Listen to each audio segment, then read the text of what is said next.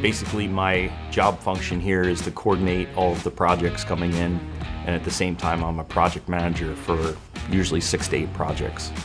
So the project managers at American Crane will pretty much handle the project from cradle to grave. We will get involved in the sales effort. We will walk the project through engineering, handle the complete customer interface with engineering. Same thing, we'll handle the job as it goes to fabrication, and then we'll handle all of the installation and delivery and commissioning of the crane. What I like best about American Crane is definitely the people. So everyone across the departments here at American Crane and the project managers know this best because they deal across all departments. Everyone here is extremely flexible. They all have the same goal in mind with customer satisfaction. It's a great place to work because of the people.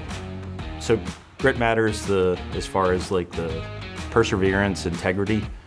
I think that's key to what we have here. Every company is going to make mistakes. Every project has challenges. Every project has to overcome challenges and mistakes. And at American Crane, the great thing about it is everyone, as I mentioned before, has the same goal in mind. Everyone perseveres.